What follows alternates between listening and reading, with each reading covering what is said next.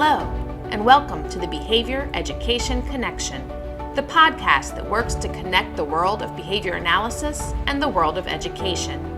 We focus on topics important to behavior analysts who work in the public schools and those who support them. Join us and spend time gaining insights and ideas as our host talks with fellow behavior analysts as well as other experts in the field.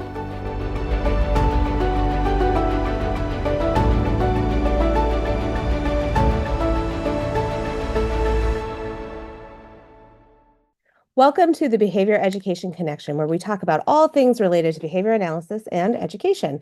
I'm your host, Dr. Selena Layden, and I am excited today to have a special guest with me.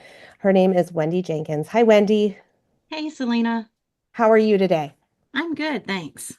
I am really happy to have you here. But before we get into our topic, can you introduce yourself to us? Sure. So I currently work at VCU as a systems coach for the Research and Implementation Center, which actually works with school divisions implementing the MTSS, Multi-Tiered Systems of Support framework. And so I'm excited that I get to work in schools, even though I've had a variety of other jobs in the past, but that's current. Yeah, and if you don't mind for a second, just tell us a little bit about those previous jobs, because they are going to directly tie into our conversation today. Sure. I started out right after school as a psychologist at Central Virginia Training Center, which is one of those facilities for individuals with intellectual disabilities. And I worked with people who had significant behavioral challenges. And that was the time that we were starting to understand dual diagnosis as well. So most of the ladies and men that I worked with also had a mental health diagnosis. And I was there for like 17 years. So I learned a lot. And that's where all the behavior analyst stuff started. And then from there, I had the opportunity to move to the school system, which was super exciting. It was a big change after being in a state facility for so long. Sure. And there wasn't a whole lot going on in behavior analyst world other than the lady that hired me wanted a BCBA in 2005, a long time ago, for the school division. So I was able to work in schools for 7 years. And then I took a little break and went and did in-home services for 3 years. And that's where I really got to utilize my skills, like one-on-one with the kiddos that I was working with. So that was really fun. But also a very high stress, burnout type situation. And then I moved into the job that I have now at VCU. So Well, a little bit of everything. Yes, a little bit of everything. And again, because it does directly tie into what we're going to talk about, what year did you become a BCBA, Wendy? It was in 2002, before anybody knew what a BCBA was. Yes, I was going to say very, very early on, which I think is really it's an important component, because what we're going to talk about today is kind of what's been going on in behavior analysis, particularly in schools in the last couple of decades. And a lot has changed. And so ultimately, what changes have occurred and where are we going with the future of behavior analysis in schools is our overall topic for today. So I want to start out by asking you, what did it look like in 2005 when you started working in a school system? So there really was not any kind of guidance, any kind of people didn't really even know what a BCBA was, right? The initials. I mean, and people still get the initials mixed up or whatever. Right. But there was really no understanding, I guess, of what the role was. It was kind of I made it up as I went along, is what me and my supervisor decided. We'll see. When I was first hired, it was to try to work with students who were not headed towards special ed. It was kind of like that pre-referral, trying to provide supports for kiddos, because not everyone needs special ed services that has challenging behaviors, which is what some people think and still think. Sure, Okay. sure.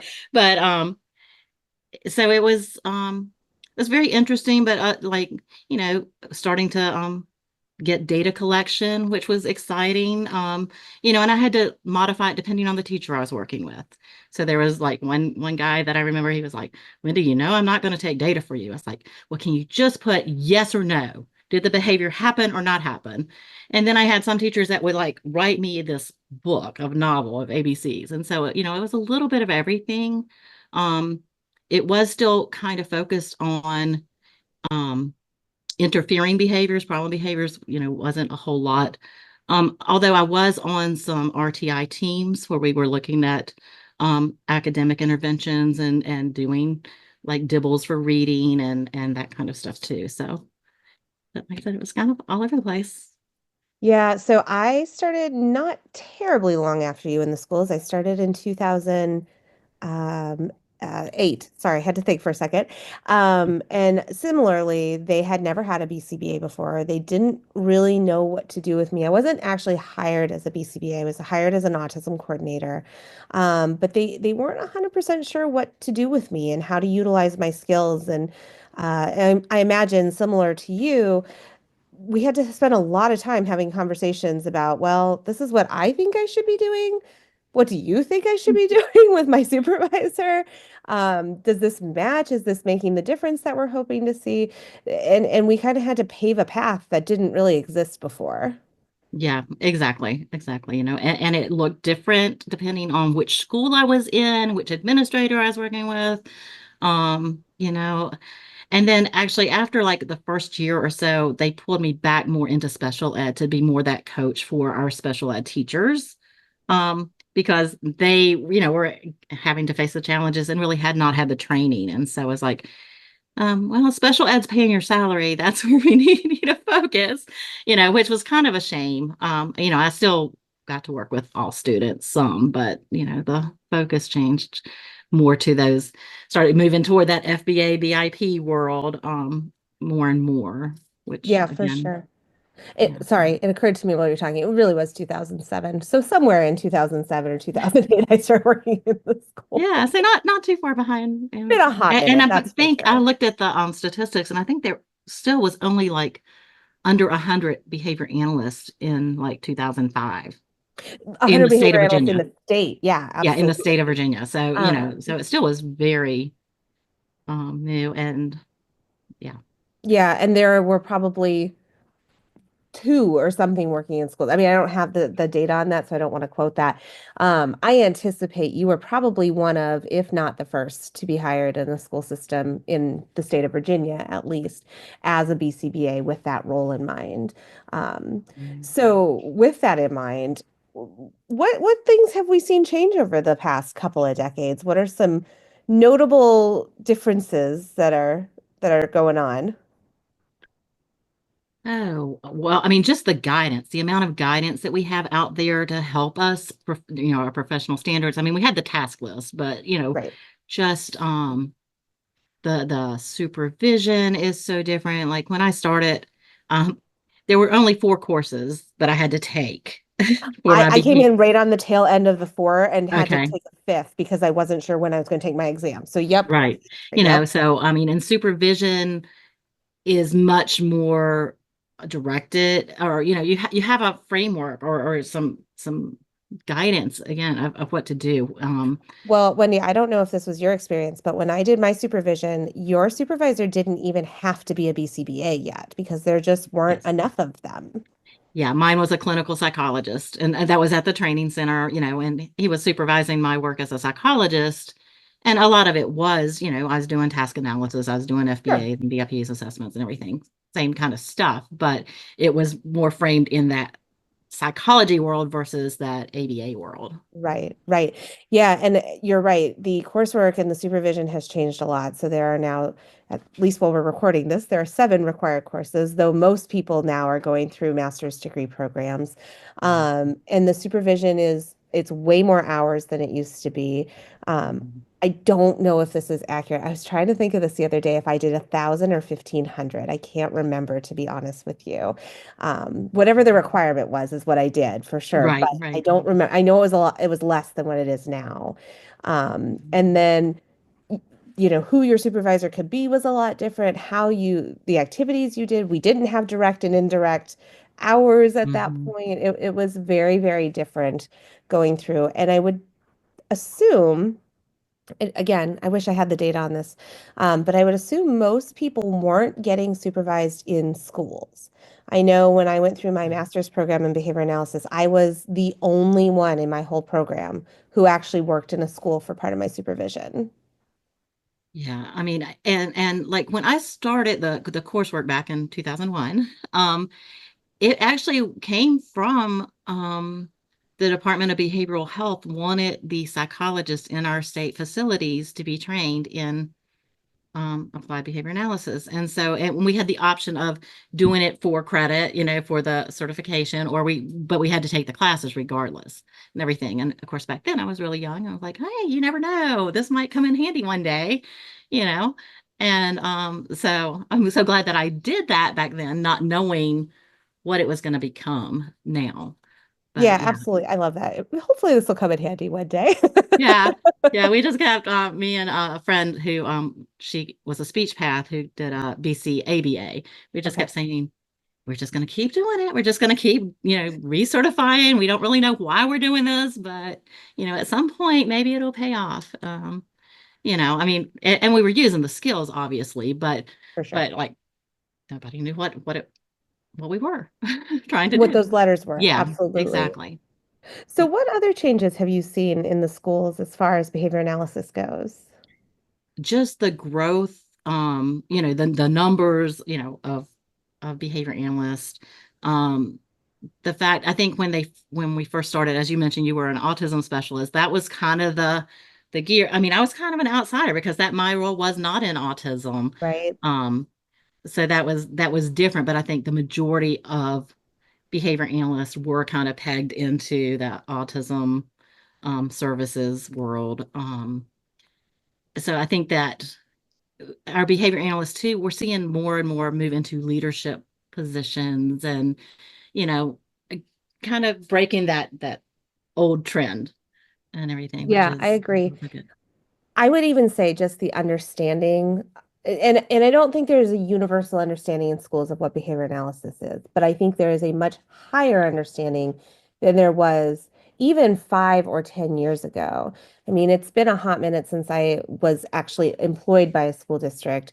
I work with lots of them still, but as an actual employee and having to sit in IEP meetings, and I still, 10 years ago had people that would say, oh, we don't do ABA here, or that's like a strategy. So it's not something that we talk about in the IP meeting, or those kinds of comments. And my experience at least has been that conversation has changed over the years. Yeah, I see that. And, while I'm not directly in schools, but I do work with several divisions and everything, and in my current role, it's like, man, I wish I knew more about MTSS then because, there's so many tier one kind of Yep. things. And I think I was doing some of that and didn't realize that. But, I think that often the initial thought around behavior analysts is they're who we call for behavioral crisis, Right. and I think though we have a lot of divisions that are starting to see that value and how we can utilize behavior analysts to support students across domains as well as across the tiers. And so that part is super exciting. And I know the divisions I work with, they get tired of me saying, well, can't you bring your behavior analyst into these tier one meetings because they could do a lot more work and help kids early and be preventative. Yes, which is an If we could important just get conversation. that going. So, I mean, and I think we're moving that direction, as people are starting to understand more. Yeah, I agree with you. And you brought up another really important point that I want to go back to. And I agree. So when I was hired as an autism coordinator. And I think that was a really traditional role a lot of the early school-based behavior analysts were taking on. Whether that was the title or not, that was kind of the role that we Mhm. would see a lot is we're hired to support autism classrooms, kids with autism specifically, whatever the case may be.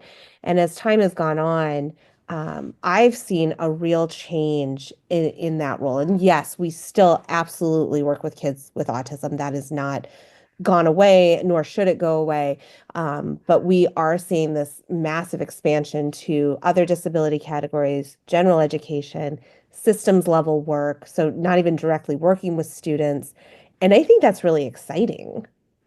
Yes, I agree. I mean, and the thing is, we've always had the skills. People are just, I don't know, what made people kind of realize, or if we've just kind of put ourselves out there, and been more willing to say, "Hey, let me try this," and everything as we've developed and grown, sort of as a group as well. For sure. And I agree with you. I think it's taken a lot of effort on the part of our school-based BCBAs to be able to say, I could help here. I could support this. I can be part of this conversation too. Just give me a seat at the table rather than just working with kids with autism. And I don't mean that in a bad way, because again, I think the work that we do with kids with autism is valuable and it's important. But I also think we have such capacity to work with so many populations and make a difference at a higher systems level than just, the kid by kid kind of services. Yes, yeah, and with the staff training and getting, I know Absolutely. like one of the projects that I've worked on is on the development of the trauma modules and trauma training, and within that I started bringing in. We do like PBIS training and about behavior, and I started integrating about functions of behavior in that and setting events, and I had teachers that said, "Oh my gosh, if I had known about this, like when I started my career, it's such a game show changer to start understanding about functions of behavior, and it doesn't have to be like super complicated at, the type of, but you can change your intervention so easily if you understand that.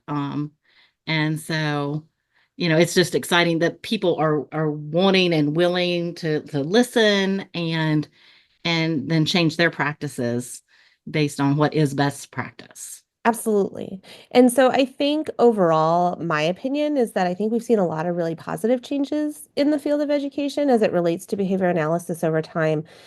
Just the fact that we see so many more of them.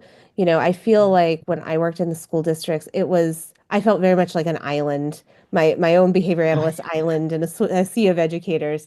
But I also felt the opposite. So when I would go to like ABAI or behavior analytic conferences, I very much felt like the only educator in a sea of behavior analysts. And, I would go to sessions hoping to learn more and how do I improve my skills? And then it was, a lot of really great meaning people who I think were doing great work, but it was a lot of private school work. And private schools have different contingencies than public schools do. And what does that look like when you're hired on staff versus someone who's called in to consult on a specific case and, some of those pieces. So Wendy, I mean, I think seen a lot of positive changes over the years, but what do you think? Do you think we're going in the right direction? Do you think we have a ways to go? What are your thoughts?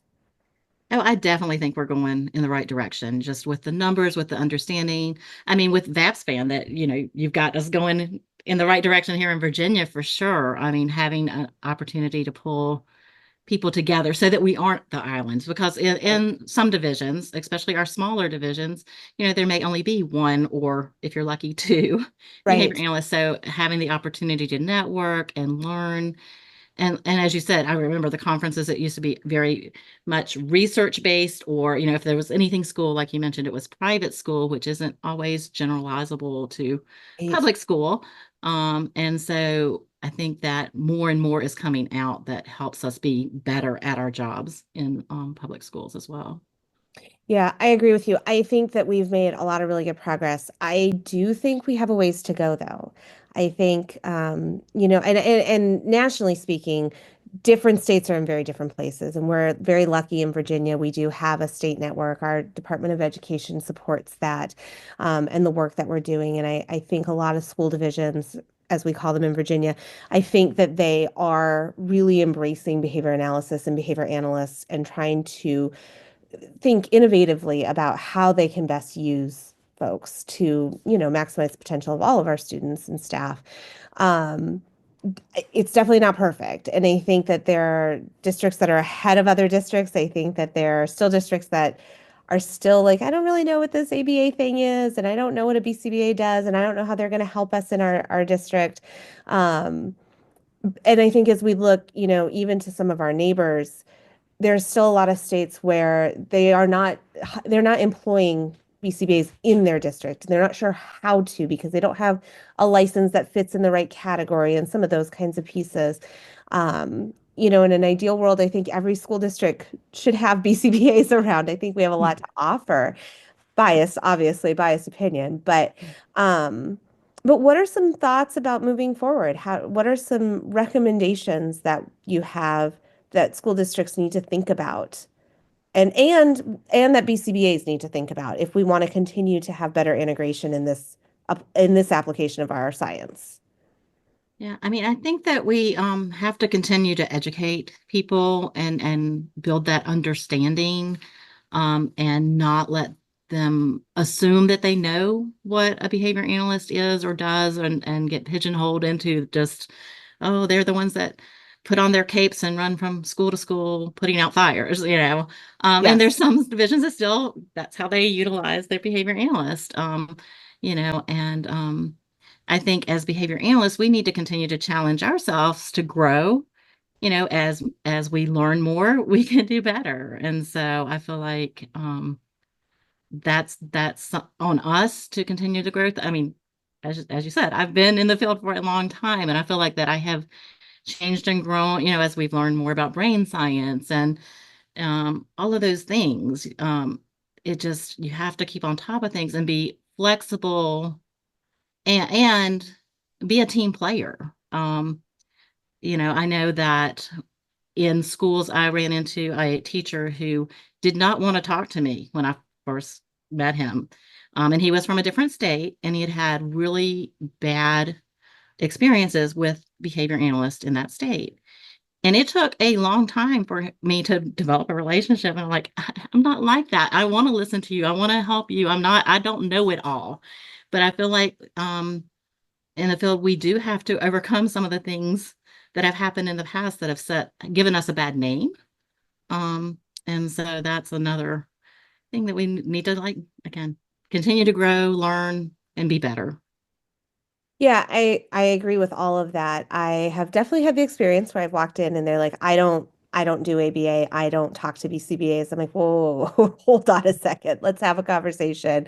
And I know that you have heard this too, but I have definitely had the experience where teachers have said, you're not like other BCBAs. And I'm like, Oh, yeah. actually, there are lots of BCBAs that are like me.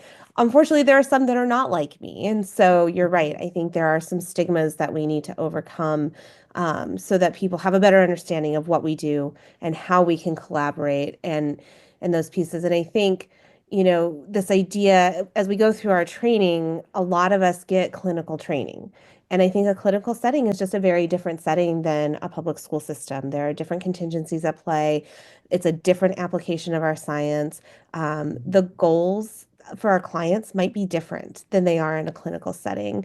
They may overlap, but I don't think they're 100% the same always. And so we need to kind of think through those pieces and how do we work with our speech pathologists and our occupational therapists and our teachers and our administrators and all of the people who touch children every day in those schools, so that we can be effective, not fighting the current constantly, pushing the envelope when we need to, obviously, but you know, you can't be effective if all you do is fight with everybody. Yeah, I mean, and that is such a good point because there are a lot of people who are transitioning from a clinic setting to the school setting, Yep. and there are challenges there that they face because it is a different world. And it's not that you're not still practicing behavior analysis. It just looks a little bit different. And as you Exactly. mentioned, you're collaborating, you're not calling all the shots like you are in a clinic setting typically. It's all about your plan, and you that collaboration is essential It to is be really successful, essential. Yeah, to make it your is for life sure. easy and to help the students. I mean, which is what we're there for. Yeah, for sure. And I think your other point is a really critical point. When you work in a school, you have to go in with the mindset that you are going to constantly be striving to grow and learn and expand your scope of competence because we don't, and I think this is a huge difference between working in a private setting, whatever that may be, and working in a public setting. When you work in a public school, we take any child that shows up at the front door. We don't get to say, sorry, I don't want to work with you, or sorry, I don't have the skills to work with you, or whatever the case may be. And so we are forced to gain those skills. And I don't think that's a bad thing. I think it's actually good, but we have to be responsible and make sure that we're getting those in an ethical way, make sure that we're getting the supports that we need, advocating for the resources and the different opportunities that need to exist for us to do that. But I do think school-based behavior analysts have to take a lot of ownership over that. What do you think Yeah, about I totally agree. I mean, you just, again, you're not calling all the shots, that? Right. and there's so much to learn. I mean, I think that's what's kept me going, in the field, is like it is ever changing, and I do challenge myself to try to stay on top of what's the research showing us now, so Yeah, um and I love that. I think if you're going to be in education, you have to be a lifelong learner. And I that's a phrase we throw out a lot, and I think it's overused, but I agree. I think you have to have a commitment to learning, whatever that may be. And it may be that you still only work with a very small population of students, but what does the research say about best practices? What is the current culture around that disability or the people who are part of that group? I think that those are all really valuable and valid things that we need to be always considering and thinking about and learning about. yeah, totally agree. Yes. So, Wendy, this has been a really great conversation. Do you have any last thoughts that you want to share with us? Really, I mean, what we've just been saying, you continue to grow, challenge yourself. And the other one thing that I think has helped me so much is trying to, when you're talking to other people, you don't always have to use the behavior analytic jargon. You're Yes. keeping things simple, because you want people to understand what it is you're doing. And it's not saying that they can't understand the jargon, but it really isn't necessary, right? I mean, you can go a lot further, I feel like, making things relatable so that people can buy in, or whatever you want to call it, but it's building that understanding and educating others in a way that works. Yeah, I think those are great takeaway messages. Wendy, I really want to thank you for this conversation. I know that it's kind of a broad conversation to say, what's happened in 20 years. So I think that you've done a really nice job bringing home some important points. So thank you so much for your time and willingness to share your expertise today. No, I appreciate it, Selena. Thank you. And to our listeners, we will look forward to seeing you on our next episode. Thank you for joining us on this episode of the Behavior Education Connection. Join us next time for another great conversation about behavior analysis in the schools. And don't forget to subscribe so you don't miss out on an episode. Sending out a special thanks to the Virginia Department of Education for supporting our work. We look forward to connecting with you all again soon.